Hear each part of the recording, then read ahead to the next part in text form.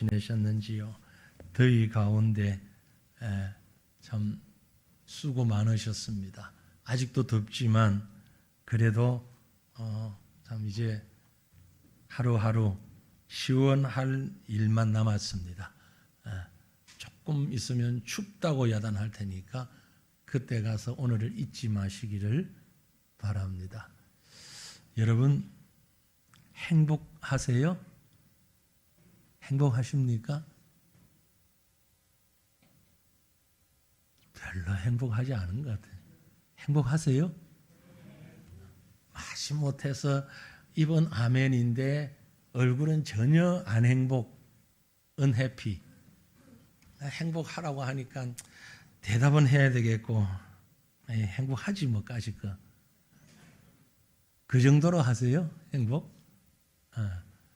여러분 지나갔습니다. 3월 20일이 무슨 날인 줄 아세요? 3월 20일. 내 생일인데 아니요, 생일 말고 3월 20일. 모르세요? 3월 20일은요 유엔이 만든 국제 행복의 날이에요. 그런 날도 있나? 있어요. 국제 행복의 날. 얼마나 사람들이 행복하지 않았으면 유엔에서 나서가지고 행복하라고 그렇게 야단을 할까요? 지금도 보세요. 그래도 지구상에 살아가는 사람들 중에 제일 행복한 사람이 예수 믿고 구원받은 사람들일 텐데 이 사람들만 모였는데도 행복하냐 물어보니까 마지못해서 지금 아멘도 들어가는 소리로 하고 말잖아요. 그러니 누가 행복하겠어요? 여러분 행복하십니까? 자꾸 억지로 행복 끄집어내는 것 같네. 유엔 산하 기구 가운데 좀 이름이 어려운 단체가 있어요. 지속 가능 발전 해법 네트워크. 실제로 있어요. 그런 네트워크. 유엔 산하 기구 가운데 지속 가능 발전 해법 네트워크가 3월 20일 국제 행복의 날에 맞추어서 매년 세계 행복 보고서를 냅니다. 행복 보고서. 한 150개국 이상을 대상으로 조사를 해서 제일 행복한 나라가 어디냐? 답을 벌써 앞에서 보여줘 버렸네. 2024년 행복 1위 국가 핀란드입니다. 북유럽에 있는 핀란드가 지금 7년 연속 가장 행복한 나라로, 이건 누가 인정해 주는 게 아니고 스스로 자기들이 내가 행복합니다라는 사람이 가장 많은 나라, 100점 만점에 77점 정도 되는 핀란드입니다. 한국은 몇 위?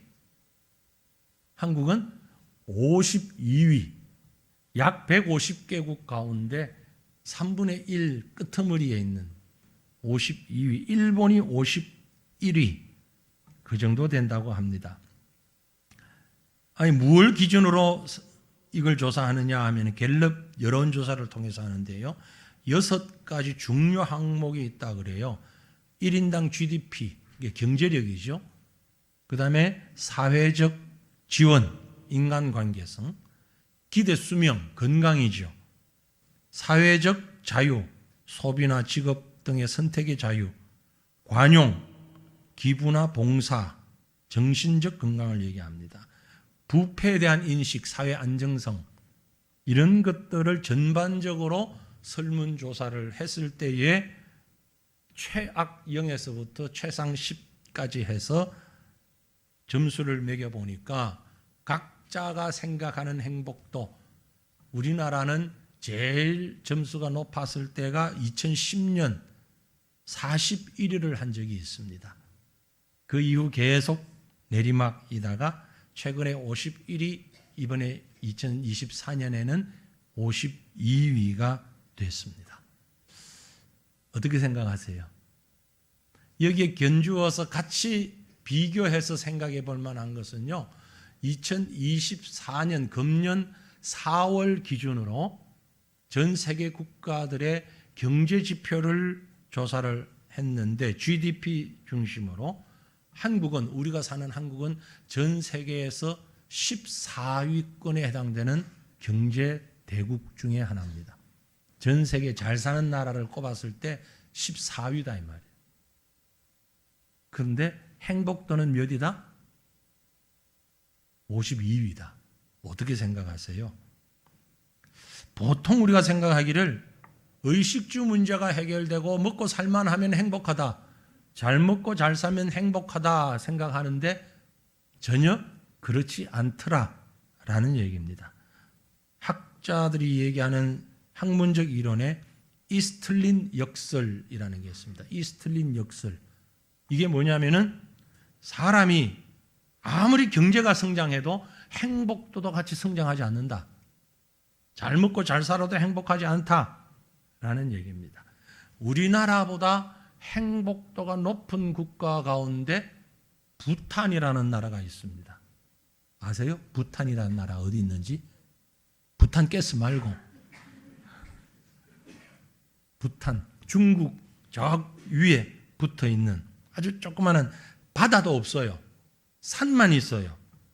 아주 못 사는 나라입니다. 경제적으로 빈곤한 국가 중에 하나입니다. 행복도는 우리보다 높다고 합니다. 오래된 얘기지만 우리 잘 아는 그런 얘기가 있죠. 어느 어머니는 두 아들을 가지고 있는 어머니인데 항상 염려 가운데 근심 가운데 산다고 합니다. 왜냐하면 두 아들이 하나는 우산 장사를 하고 하나는 솜사탕 장사를 해요. 날이 맑으면 아이고 우리 우산 장사하는 아들 장사가 안 돼서 어떡하나 근심 걱정 슬퍼요. 비가 오고 날이 굳으면 아이고 솜사탕 장사하는 우리 아들 장사를 못하는데 어떡하나 걱정하는 거예요. 날씨가 좋아도 걱정, 비가 와도 걱정. 근데 그걸 생각만 바꾸면 어떻습니까? 날씨가 좋으면 아이고 솜사탕 하는 우리 아들 장사 잘 되겠네. 비가 오면 우산 장사하는 우리 아들 장사 참 잘 되겠네. 늘 감사하고 좋아할 수 있잖아요. 그래요 안 그래요? 네. 무엇의 차이입니까? 날씨 차이입니까? 환경 차이입니까? 아니죠. 생각의 차이죠. 똑같은 상황 가운데서 늘 기뻐할 수도 있고 늘 염려할 수도 있습니다. 여러분은 어느 쪽입니까? 늘 행복하고 즐거워하는 사람들입니까?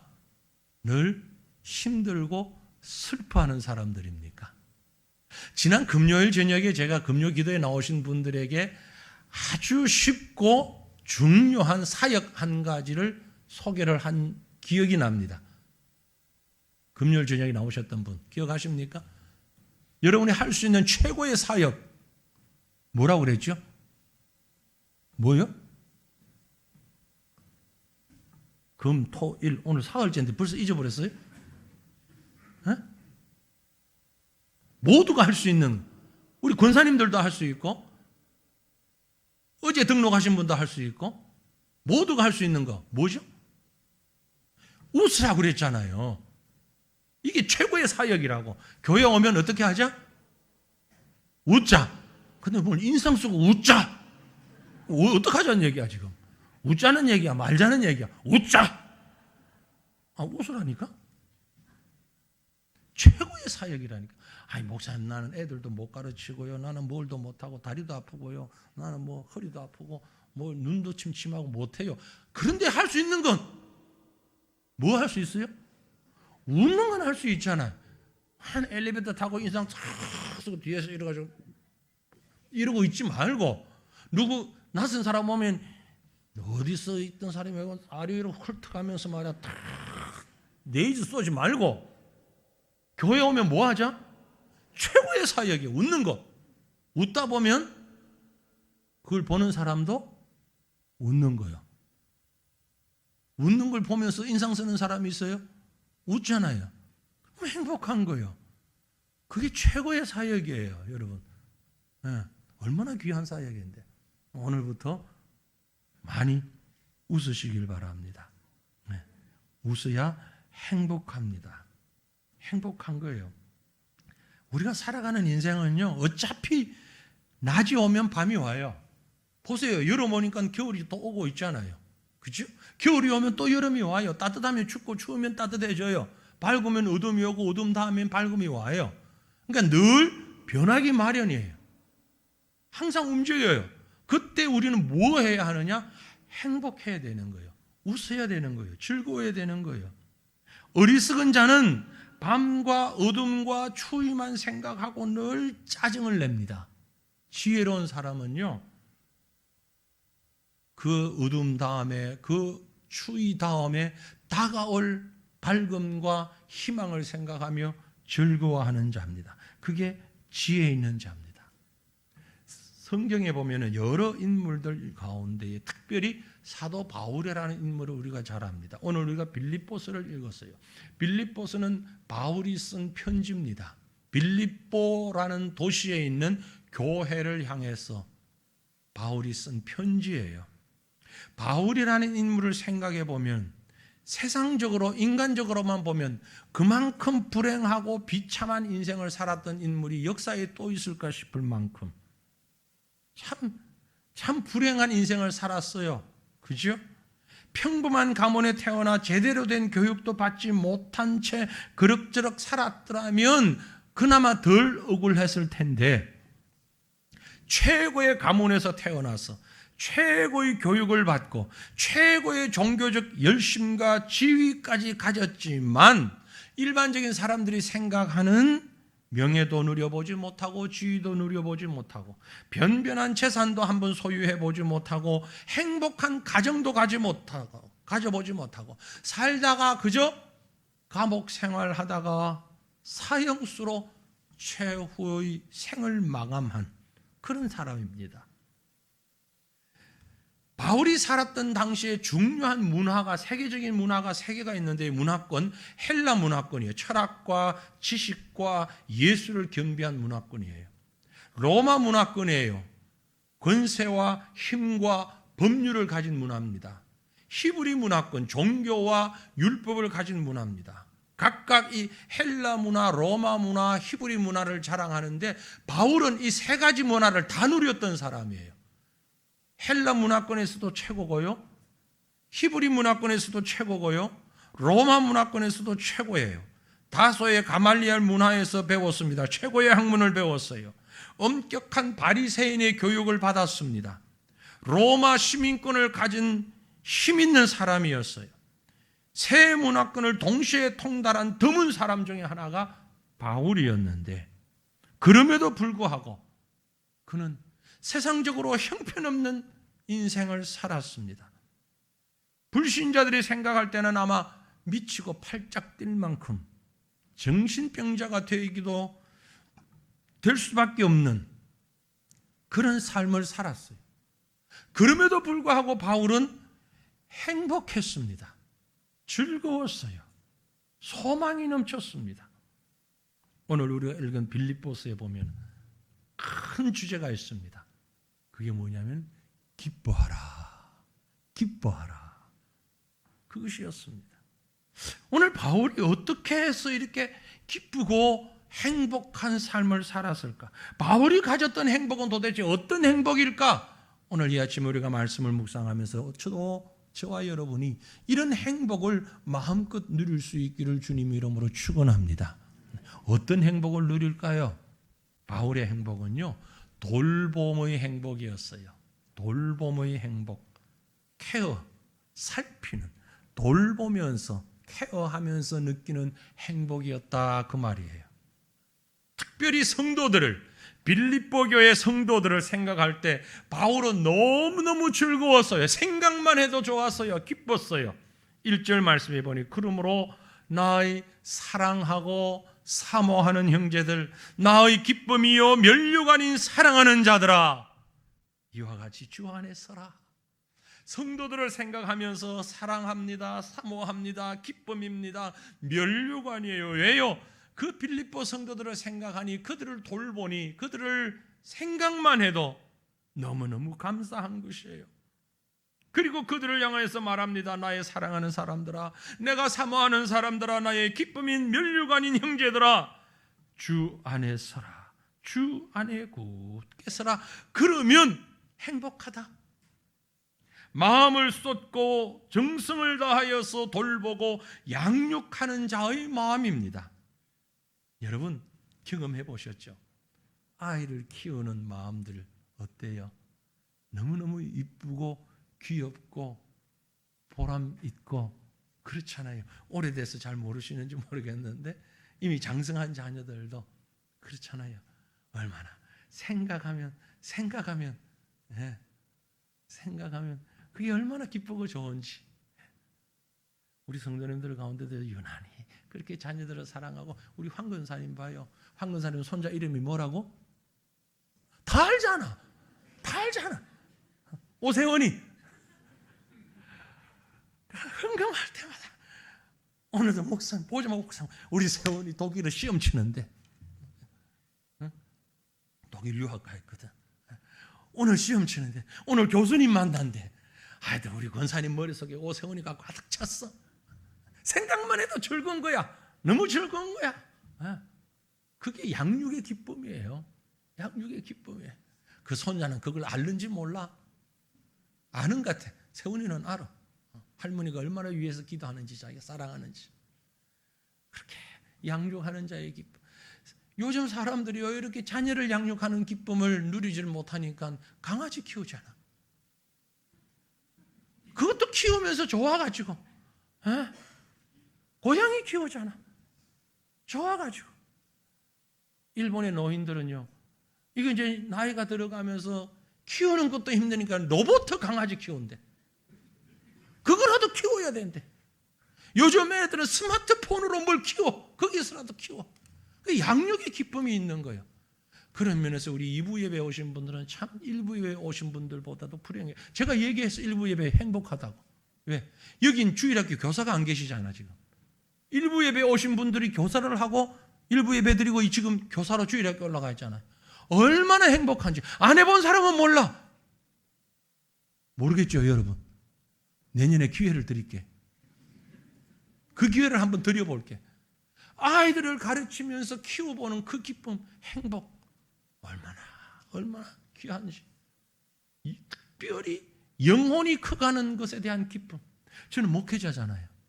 지금까지 목양을 하면서요, 제가 꽤 긴 시간 목회자로서의 삶을 살면서 예수를 모르던 사람이 예수를 알고 복음을 가르치고 진리를 알고 구원을 깨닫고 하나님을 알고, 그래서 세례를 받고 집사가 되고 권사가 되고 장로가 되고 목사가 되고 이런 사람들을 많이 봤거든요. 얼마나 기쁜지 몰라. 너무너무 큰 기쁨이에요. 사람이 세워져 가는 기쁨. 이게 바로 양육의 기쁨이에요. 돌봄의 기쁨이에요. 사랑하는 성도들이요, 이런 기쁨을, 이런 행복을 많이 맛볼 수 있기를 축원합니다. 하나님이 우리를 돌보실 때 얼마나 기뻐하셨는지요. 하나님이 우리를 살피실 때 우리를 돌보시면서 아무 조건 따지지 않았습니다. 돌봄은요, 조건이 붙으면 더 이상 돌봄이 아니에요. 그건 투자예요. 자녀를 사랑하되 투자하지 마십시오. 그저 돌보는 거예요. 돌보는 것은 조건이 없어요. 이유가 없어요. 그만 사랑하고 그저 살피는 거예요. 그저 세워주는 거예요. 계산하지 않아요. 아무 조건이 없어요. 하나님이 우리를 그렇게 사랑하셨어요. 하나님이 우리를 그렇게 돌보셨어요. 그래서 우리가 하나님의 자녀가 되었어요. 하나님의 백성 되었다고요. 하나님이 우리에게 원하시는 것 아무것도 없어요. 그저 우리 보시면서 기뻐하시는 거예요. 스바냐 3장 17절 말씀 우리가 잘 알잖아요. 너희 하나님 여호와가 너희 가운데 계시니 그의 구원을 베푸실 전능자시라. 그가 너로 말미암아 기쁨을 이기지 못하시며. 하나님이 우리 때문에, 여러분 때문에 우리를 보시면서 기쁨을 이기지 못하시고 너로 말미암아 즐거이 부르며 기뻐하시리라. 하나님의 기쁨이 되시는 사랑하는 성도들이요, 하나님이 여러분으로 인하여 기뻐하고 행복하십니다. 그러므로 여러분도 하나님으로 인하여 기뻐하시고 행복하시길 바랍니다. 하나님의 사람들 때문에 행복하시길 바랍니다. 돈 때문에 행복한 거 아니에요. 잘 먹고 잘 살아서 행복한 게 아니라 하나님 때문에 행복하신 거예요. 하나님이 나 때문에 행복하시니 나도 하나님 때문에 행복한 거예요. 하나님의 사람들 때문에 행복한 거예요. 하나님의 사람들을 많이 돌보면서 살피면서 행복하시길 바랍니다. 우리 구역장님들 너무너무 행복하세요. 왜냐하면 구역 식구들 돌보느라고. 우리 성도님들 잘 모르시죠? 구역장님들은 주일마다 우리 구역 식구 왔나 안 왔나, 무슨 문제가 있나 없나 살펴요. 신경 쓰고 살펴요. 왜 살피냐? 매주 구역 보고서 써내야 되거든. 그래서 제가 주일 지나면 또 보잖아요. 보고 이분은 이런 문제가 있구나, 이렇게 기도 제목이 있구나, 이런 기도하고 계시는구나. 구역장님들이 행복한 거예요. 일이 많아서 힘든 게 아니고 행복한 거예요. 교사도 행복하고 직분자가 행복한 거예요. 하나님이 목사의 직분을, 장로의 직분을, 권사의 직분을, 집사의 직분을 허락하셨어요. 행복한 거예요. 왜냐하면 그 직분은 돌보는 직분이거든요. 돌보는 직분이니까 얼마나 행복합니까? 돌봄의 행복, 우리 모두에게 넘쳐나기를 간절히 바랍니다. 바울이 가졌던 또 하나의 행복이 있는데요, 그것은 하나됨의 행복이에요. 한 마음의 행복이에요. 마음이 하나가 되는 그 행복이에요. 바울은 주님을 향한 오직 한 마음을 가진 사람이었어요. 여러분, 생각이 많으면 복잡해지고요, 즐겁질 못해요. 단순하면 즐거워요. 그죠? 그래서 아이들이 행복하고 웃음이 많잖아요. 왜요? 생각하는 게 단순하거든요. 생각을 단순하게 하세요. 믿음의 사람은요, 마음이 하나가 되는 거예요. 사도 바울은 생각이 아주 단순했어요. 다른 것 복잡하게 생각하지 않았어요. 장가를 가야 해 말아야 해, 그거 생각하지 않았어요. 바울의 머릿속에는 딱 한 가지 생각밖에 없었어요. 뭐예요? 예수님이에요. 고린도전서 2장 2절 보니까 내가 너희 중에서 예수 그리스도와 그가 십자가에 못 박히신 것 외에는 아무것도 알지 아니하기로 작정하였다. 한마디로 예수 바보가 됐다 이 말이에요. 예수 바보가, 예수만 생각하는 거예요. 먹고 사는 문제는 나중에, 아니 그건 하나님이 생각하시고, 그 고민은 하나님, 내가 하는 건 예수님. 집값이 오를까 땅값이 오를까 고민하는 것, 그건 하나님 소관. 내가 하는 고민은 내가 어떻게 주님 사랑할 수 있죠? 어떻게 예수님 더 가까이 나갈 수 있죠? 예수님 생각. 그러니 행복한 거예요. 단순한 생각, 하나의 마음으로 행복하시기를 바랍니다. 복음 외에는 생각하지 마세요. 바울은 복음만 생각했어요. 그래서 갈라디아서 1장 8절에 보면 우리나 혹은 하늘로부터 온 천사라도 우리가 너에게 전한 복음 외에 다른 복음 전하면 저주받을 것이라. 예수 그리스도의 복음 외에는 다른 거 생각할 겨를이 없는 거예요. 그러니 행복하죠. 얼마나 행복합니까?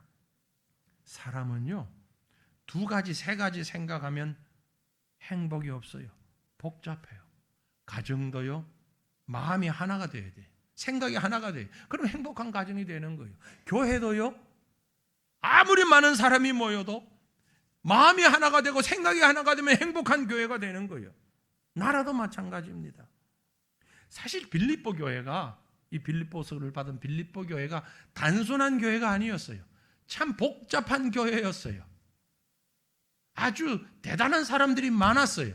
그래서 바울이 이 빌립보서를 쓰면서 뭐라고 쓰는가 하니까 우리가 읽은 본문 2절에 보면 이런 말씀해요. 내가 유오디아를 권하고 순두개를 권하노니 주 안에서 같은 마음을 품어라. 주 안에서 같은 마음을 품어라. 누가? 유오디아는 누구고 순두개는 누굽니까? 유오디아 집사, 순두개 집사, 유권사, 순권사, 빌립보 교회 안에. 그런데 이들이 참 똑똑했어. 열심히 넘쳤어. 여전도 회장을 맡아서 일하는데 그 사람들끼리 너무 많이 부딪히는 거야. 너무 열정이 넘쳐가지고, 밥은 이렇게 해야 돼. 아니야, 국수를 삶아야 돼. 아니야, 수제비를 해야 돼. 아니, 그거 가지고 싸우는 거야. 봉사하는 건 너무 좋은데. 그 봉사가 열정이 지나쳐서 서로 마음이 안 맞아. 그러지 말라는 얘기예요. 유집사야, 순집사야, 마음이 하나가 되라. 뜻이 하나가 되라. 주 안에서 한 마음을 품어라. 그래야 행복하다. 어떤 일을 이루는 것보다, 어떤 성과를 얻는 것보다 마음 하나 되는 것이 그게 바로 행복의 조건이라고 말씀하고 있는 겁니다. 여러분 다들 경험해 보셨을 거예요. 연애할 때 행복해요, 안 행복해요? 해봤어야 알지. 아이고 하도 까마득해가지고 모르겠는데 한번 기억을 더듬어 봐요. 연애할 때 행복했어요, 안 행복했어요? 행복했죠. 네. 왜 행복했을까요? 이유는 콩깍지가 끼었으니까. 그 콩깍지가 뭐예요? 생각이 복잡하지가 않은 거야. 무조건 이 남자만 생각하면, 이 여자만 생각하면 즐거운 거야. 그래서 행복한 거예요. 아니 뭘 먹어야 할지, 뭘 해야 할지 그건 나중에, 그때만 생각해 보면, 아니 이 사람만 있으면 다 될 줄 알았잖아. 지금 아닌 걸 깨달았지만 늦게서. 에? 지금도 그 생각 가운데 있는 사람은 행복한 사람이요.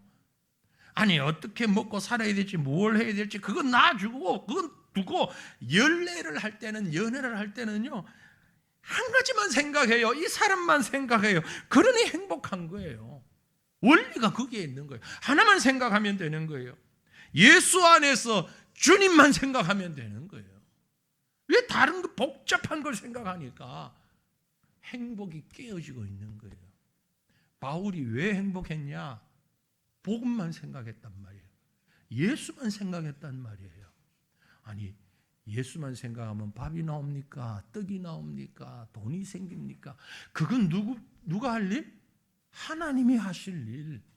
하나님이 하실 일. 내가 할 일 아니란 말이에요. 왜 내 일도 아닌데 그것 가지고 걱정하고 계시냐고요. 내 일은 주님 생각하는 일이에요. 사랑하는 세화천교회 성도들이요, 예수님 생각 하나만으로 행복하시길 바랍니다.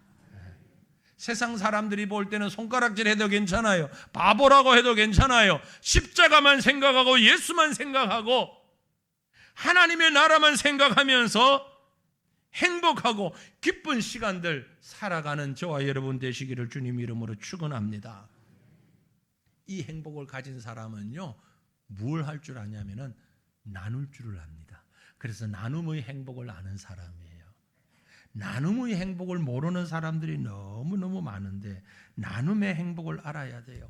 본문 3절에 기록하기를 또 참으로 나와 멍에를 같이 한 너에게 구하노니, 나와 멍에를 같이 한 너에게 구하노니 복음에 나와 함께 힘쓰던 저 여인들을 돕고 또한 글레멘드와 그 외에 나의 동력자들을 도우라. 그 이름들이 생명책에 있느니라. 나와 멍에를 함께 한 사람들, 나의 동력자들, 나를 돕는 사람들, 그 사람들을 기억하고 그 사람들을 도우라. 바울은 전도의 길에서 많은 동력자들을 만났습니다. 고난을 함께한 동력자들입니다. 고통을 함께 나누었습니다. 그들을 바울은 생명책에 함께 기록된 사람들이다, 그렇게 말씀하고 있잖아요. 바울 곁에는 언제나 이렇게 함께 생명을 나누는 동력자들이 있었습니다. 이 사람들이 얼마나 큰 기쁨이고 얼마나 큰 찬양이었고 감사였는지 모릅니다. 그래서 우리 교회, 제가 우리 새과천 교회를 성도들과 함께 세워가면서 하나님 앞에 기도하며 간구하는 것이 생명과 나눔과 비전이라고 말씀드렸잖아요. 하나님이 우리에게 주신 생명만 생각하면 나눌 수밖에 없어요. 나누는 자가 참된 기쁨이 있기 때문에, 나눌 때 참된 행복이 있기 때문에, 세상에서 가장 성숙한 마음은 나누는 마음이다. 그 중에서도 사랑을 나누는 마음이다. 사랑하는 일은, 사랑을 나누는 일은요, 아무나 할 수 있는 게 아닙니다. 성숙한 사람만 할 수 있어요. 우리도 사랑하는데요, 그건요, 세상 사람들의 사랑은 미성숙의 사랑이에요. 유명한 철학가지요, 에릭 프롬이라고 하는 사람이 그런 얘기했어요. 성숙한 사랑, 미성숙한 사랑. 미성숙한 사랑은 무언가의 프롬의 얘기입니다. 미성숙한 사랑은요, 나는 너를 사랑한다. 왜냐하면 너는 나에게 필요한 사람이니까. 그게 아주 초보적이고 미성숙한 사랑이에요. 내가 중심이 되는 사랑이잖아요. 난 널 사랑해. 이유는 넌 나한테 필요한 사람이니까. 나한테 필요 없으면 사랑 안 하는 거예요. 미성숙한 거죠. 성숙한 사랑은요, 너는 내게 필요해. 그래서 내가 너를 사랑해. 모든 사람이 필요해요. 그래서 내가 너를 사랑하는 거예요. 너를 사랑하니까 너는 나에게 필요한 사람이 되는 거야. 이게 성숙한 사랑이라는 거죠. 여러분, 사랑이라고 하는 건요, 성숙한 만큼 줄 수 있는 것입니다. 성숙하지 못하면 줄 수 없는 거예요. 오늘 바울이 가졌던 사랑은 바로 그런 성숙한 사랑입니다. 하나님이 나를 사랑하신 것을 깨닫기 때문에 내가 가진 사랑을 나누지 않을 수가 없는 거예요. 그래서 저절로 흘러나가는 거예요. 주님이 우리를 그렇게 사랑하셨기 때문에, 주님이 우리를 그렇게 사랑하셨어요. 주님이 우리를 사랑하신 걸 한번 가만히 생각해 보세요. 어느 만큼 사랑하셨는지, 어느 만큼 사랑하셨는지. 도저히 사랑할 수 없는 사람을 사랑하셨잖아요. 누가 그런 얘기를 하더라고요. 전혀 그렇게 될 리는 없지만 내가 만약 하나님이라면 나는 나를 사랑할 수 있을까? 여러분, 한번 자기 가슴에 손을 올리면서 한번 따라해 보세요. 내가 만약 하나님이라면 나를 사랑할 수 있을까? 어때요? 사랑할 만할 것 같아요? 다른 사람은 몰라도 나는 나를 알잖아요. 그죠? 다른 사람들은 내가 꽤 괜찮은 사람인 줄 아는데 나는 나를 알잖아요. 얼마나 안 괜찮은 사람인지, 얼마나 거짓이 많은지, 얼마나 야비한지, 얼마나 비겁한지 나는 알잖아요. 그런데 나 같은 사람을 정말 사랑할 수 있을까요?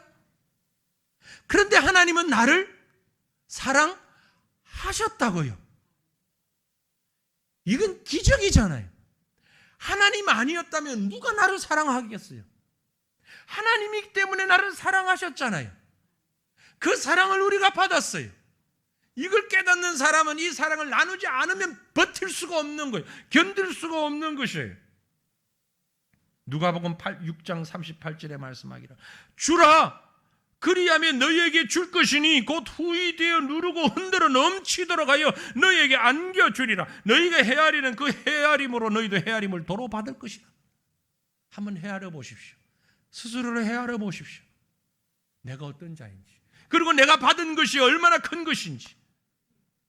사랑하는 성도들이요, 저와 여러분은 하나님으로부터 놀라운 사랑의 복을 받았습니다. 행복의 복을 받았습니다. 행복 바이러스에 감염됐단 말이에요. 전염병은 감염시켜서는 안 되지만 행복은 얼마든지 감염시키면 되는 거예요. 아까 서두에 말씀드렸잖아요. 웃자고. 웃으면 그 웃는 얼굴에 화를 못 내요. 감염돼 버려요. 전염돼 버려요. 같이 웃어버려요. 생각이 다를 수 있어요. 기준이 다를 수 있어요. 뜻이 다를 수 있어요. 교회라는 곳이 일을 하다 보면 뭐 교회만 그렇겠습니까만은 특별히 교회에 더 하겠지요. 일을 하다 보면 생각이 다르고 뜻이 달라요. 마음이 상할 수 있어요. 그래서 어떤 어리석은 사람들은 말하기를 교회는 깊이 들어가는 게 아니야. 깊이 들어가면 상처받아. 몰라서 하는 말이에요. 깊이 들어가야 돼요. 그리고 상처받아야 돼요. 그리고 그 상처를 뛰어넘는 사랑도 받을 수 있어야 돼요. 그 상처 속에서 행복해질 수 있어야 돼요. 왜? 하나님께서 그렇게 하셨으니까. 하나님께서 그렇게 우리를 사랑하셨잖아요. 하나님께서 그렇게 우리를 기뻐하셨잖아요. 그러니 우리도 하나님의 마음을 깨닫기 위하여서 생각이 다르고 마음이 다른 사람들, 기준이 다른 사람들 속에서 행복할 수 있어야 되는 거예요. 그래서 오늘 우리가 읽었던 빌립보서 말씀에 보면 4절 말씀에 바울이 주 안에서 항상 기뻐하라. 내가 다시 말하노니 기뻐하라. 지금 이 말을 하는 바울은 어디에 앉아 있습니까? 감옥에 앉아 있는 거예요. 감옥에 앉아 있단 말이에요. 자유가 없어요. 죄수복을 입고 있어요. 쇠사슬에 매여 있어요. 그 바울이 성도들을 향해서 하는 말이 항상 기뻐하라. 항상 기뻐하라. 문법적으로 보면 능동태, 현재 능동태 명령형이에요. 계속 기뻐하라. 어떤 경우에도 기뻐하라. 그 말이에요. 항상 기뻐하라. 바울은요, 이 기뻐하라는 것을 빌립보서에서 4장밖에 안 되잖아요. 빌립보서가 4장을 쓰면서 14번이나 썼어요. 기뻐하라, 기뻐하라, 기뻐하라. 심지어 우리가 읽은 4장 말고 2장에 보면 2장 17절에 만일 너희 믿음의 재물과 섬김 위에 내가 나를 전제로 드릴지라도 나는 기뻐하고 너희 무리와 함께 기뻐하리니 너희도 나와 함께 기뻐하라. 기뻐하고 기뻐하고 기뻐하라 그러면서 너희 믿음의 재물과 섬김 위에 내가 나를 전제로 드릴지라도. 전제가 뭡니까? 구약의 제사 가운데 전제는 부어서 드리는 제사예요.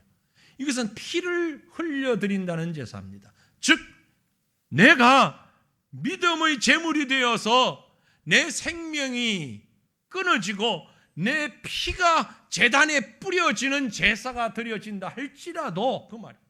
내가 죽어서 내 피를 뿌린다 할지라도, 이게 전제와 같이 드릴지라도 나는 기뻐하겠다.